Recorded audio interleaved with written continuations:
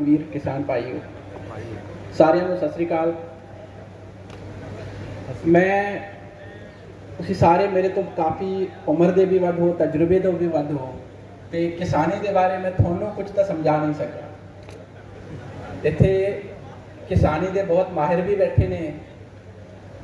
Agriculture university ਤੋਂ ਵੀ ਆਏ ਨੇ, ਡਿਪਾਰਟਮੈਂਟ ਤੋਂ ਵੀ ਆਏ ਨੇ ਤੇ ਤੁਹਾਡੇ ਨਾਲ ਇਹਨਾਂ ਨੂੰ ਪਹਿਲਾਂ ਹੀ ਕਾफ़ी ਸਾਰੀ ਗੱਲਾਂ ਕਰ ਦਿੱਤੀਆਂ। मैं एक दो ही गल्लां करांगा। एक ये कि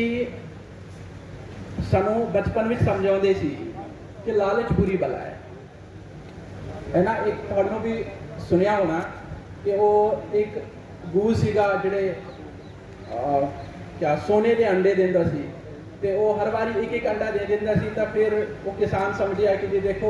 एक अंडा तो दे ही रहा है, पर मैं जो एक बार इन्होंने मार के सारे अंडे निकाल लवा तो फिर कितना फायदा होगा। तो इस करके उन्हें की किया कि उन्होंने मार दिता तो बाद में पता लगे कि ये अंदर कुछ सीगा ही नहीं। तो कई थावां ते आपां सिर्फ ये सोच के कि सानू कोई लालच दिखाउंदा है, आपां एक करते हैं कि जिहड़े माहिर कहंदे ने उस गल नूं आपां नहीं मानते। सानू ये लगता कि कोई प्राइवेट वाला बंदा आके मैंने ये कह गया कि गुजरात को बीज आया है तो एग्रीकल्चर यूनिवर्सिटी तो कहती कि नहीं करना, पर तुसी कर लो क्योंकि तुहाडो डबल जार आऊगी, ये कीड़ा भी नहीं लगेगा। पर एग्रीकल्चर यूनिवर्सिटी ने तुहानू दसिया नहीं होता। तो उसके बाद जो आपां वो बीज लवा लेने हैं तो फिर सारा किसान वाला बेचारा भी कोई फसल जिवें तुसी खुद भी जानते हो, फिर गुलाबी सुंडी लग गई, फिर चिट्टा मच्छर लग गया, होर कोई बीमारी हो गई तो उसके बाद फिर अपना नुकसान हो जाता। पहला ही किसान बहुत तुसी भी जानते हो, आपां भी जानते हैं कि पहले कई सारे लोग इस तरीके नाल कर्जे भी छड्डे आ, जे उस तो बाद इस तरीके की मार पड़ जाए तो किसान के लिए उठना बड़ा औखा होता। तो आपां मैं सिर्फ सारे नूं ये बेनती करांगा कि जब जिहड़ा भी डिपार्टमेंट अपना हैगा, यूनिवर्सिटी अपनी हैगी है, जिहड़े बीज जिहड़ा सीड्स इंसैक्टसाइड्स पेस्टिसाइड जिहड़े वो कहंदे ने कि ये यूज़ करो,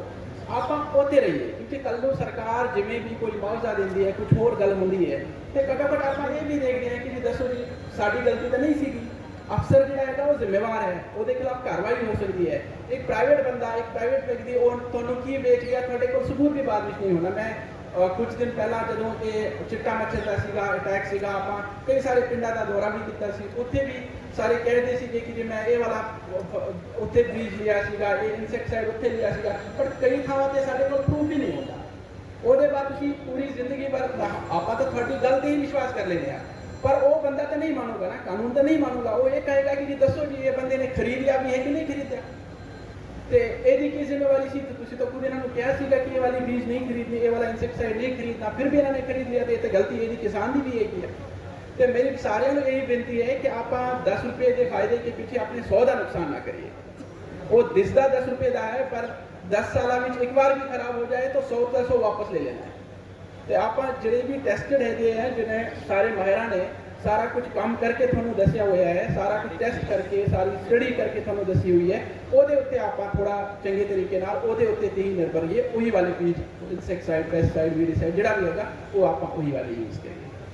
दूरी जी गल है कि मैं आप भी देख रहे थे कि आप हर एक ब्लॉक में लगभग 10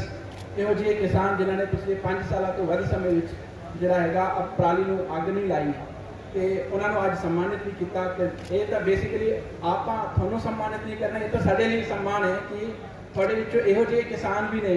जिन्होंने जब सरकार ने उस तरीके का टीचा वाले सदिया भी नहीं था, वो खुद ही इस करके प्रेरित सीखे कि आप आग नहीं लाएंगे सारी है ना। 5 साल तो वक्त समा का मतलब कि आप 16-17 भी ज़्यादा एफर्ट्स लाना शुरू कर देते हैं, पर पिछले 10 साल तो भी 8 साल 9 साल तो भी इस तरीके तरह कर रहे हैं। तो तुसी सारे बधाई के पात्र हैं, तुसी अपने लिए क्लैप्स मारो एक बार।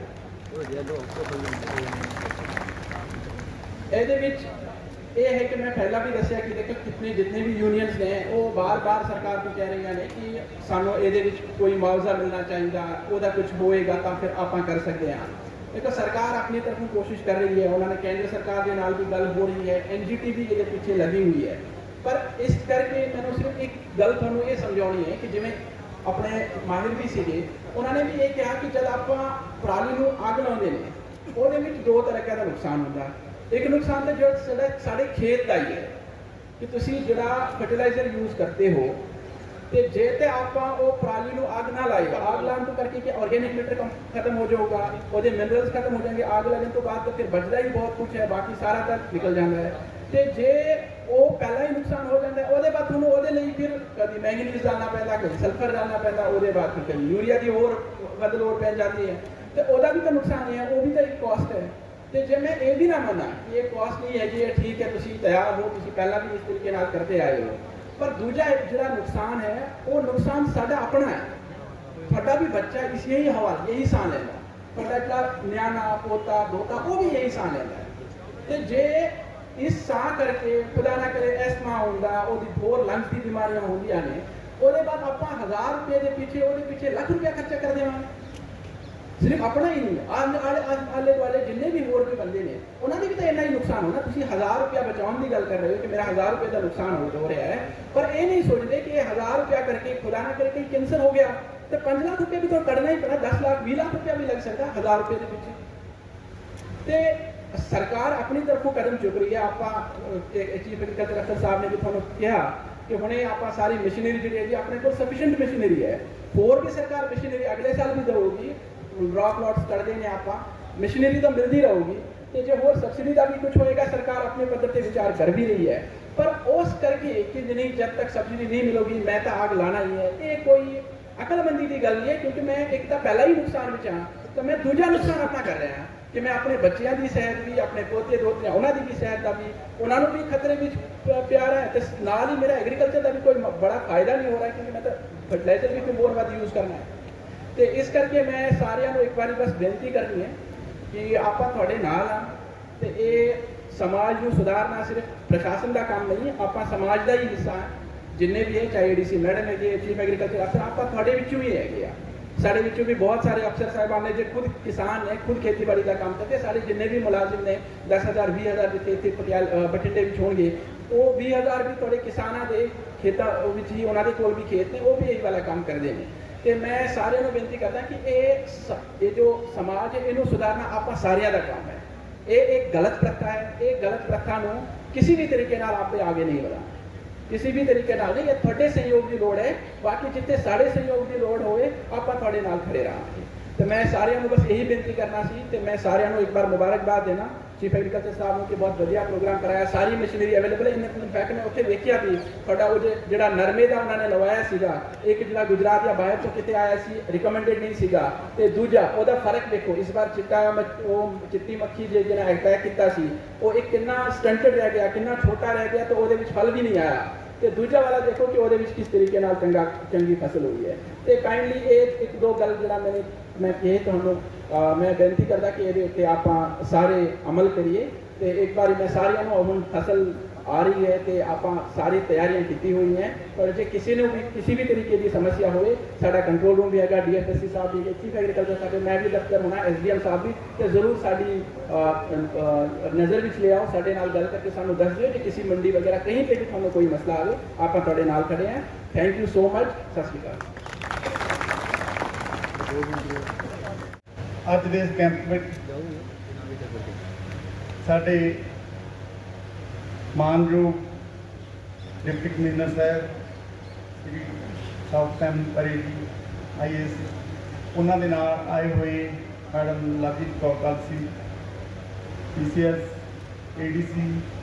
ਖਾਸ ਤੌਰ ਤੇ ਅਸੀਂ ਮਹਿਕਮਾ ਖੇਤੀਬਾੜੀ ਵੱਲੋਂ ਇਹਨਾਂ ਦਾ ਆਪਦੇ ਰੁਝੇਵਿਆਂ ਵਿੱਚੋਂ ਟਾਈਮ ਕੱਢ ਕੇ ਇੱਥੇ ਸਾਰਾ ਪ੍ਰੋਗਰਾਮ ਪੂਰਾ ਅਟੈਂਡ ਕਰਨ ਤੇ ਬਹੁਤ ਬਹੁਤ ਤਹਿ ਦਿਲੋਂ ਅਸੀਂ ਧੰਨਵਾਦ ਕਰਦੇ ਹਾਂ। ਇਸ ਤੋਂ ਬਾਅਦ ਜੋ ਵੀ ਮਾਹਿਰ ਯੂਨੀਵਰਸਿਟੀ ਤੋਂ KVK ਤੋਂ ਜਾਂ ਸਾਡੇ ਖੇਤੀਬਾੜੀ ਵਿਭਾਗ ਤੋਂ ਜਿਨ੍ਹਾਂ ਨੇ ਇਸ ਕੈਂਪ ਨੂੰ ਚਾਰ ਚੰਨ ਲਗਾਏ, ਸਾਰੀ ਸੂਚਨਾਵਾਂ ਕਿਸਾਨਾਂ ਨਾਲ ਸਾਂਝੀਆਂ ਕੀਤੀਆਂ, ਉਹਨਾਂ ਦਾ ਬਹੁਤ ਬਹੁਤ ਧੰਨਵਾਦ। ਜਿੰਨੇ ਵੀ ਸਟਾਲ ਲੈ ਕੇ ਸਾਡੇ ग्रुप किसानों के और होर ਵੱਖ-ਵੱਖ महकमियां वालों जो स्टाल लगाए गए, जानकारी किसानों को दी गई, उन्हों का भी साढ़े खेतीबाड़ी महकमे वालों सारे साढ़े समूह परिवार वालों बहुत बहुत धन्यवाद। और सब तो सन्मानित और सब तो साढ़े आदरयोग मानयोग साढ़े किसान वीर जिन्हों का एक एक कदम साढ़े सिर मत्थे, उन्होंने आपके रुझेविਆਂ चों परिवारक ਕੰਮਾਂ ਕਾਰਾਂ चों साढ़े स्नेहे से टाइम कढ़ के 4-5 ਘੰਟੇ ਲਈ ਸਾਡਾ ਪ੍ਰੋਗਰਾਮ ਅਟੈਂਡ ਕੀਤਾ। ਤਾਂ ਉਹਨਾਂ ਦਾ ਸਾਡੇ ਵੱਲੋਂ ਬਹੁਤ ਬਹੁਤ ਧੰਨਵਾਦ। ਬਾਕੀ ਸਾਡਾ ਸਾਰਾ ਸਮੂਹ ਸਟਾਫ, ਹਰ ਇੱਕ ਅਧਿਕਾਰੀ ਕਰਮਚਾਰੀ, ਉਹਨਾਂ ਨੇ ਪਿਛਲੇ 4-5 ਦਿਨਾਂ ਤੋਂ ਇਸ ਸਾਰੇ ਪ੍ਰੋਗਰਾਮ ਨੂੰ ਨੇਪਰੇ ਚਾੜ੍ਹਨ ਲਈ ਬਹੁਤ ਤਨਦੇਹੀ ਨਾਲ ਮਿਹਨਤ ਕੀਤੀ। ਤੇ ਸਾਡੇ ਜ਼ਿਲ੍ਹੇ ਦੇ ਮੁੱਖ ਖੇਤੀਬਾੜੀ ਅਫਸਰ ਵੱਲੋਂ ਖਾਸ ਤੌਰ ਤੇ ਉਹਨਾਂ ਸਾਰਿਆਂ ਦਾ ਬਹੁਤ ਬਹੁਤ ਧੰਨਵਾਦ।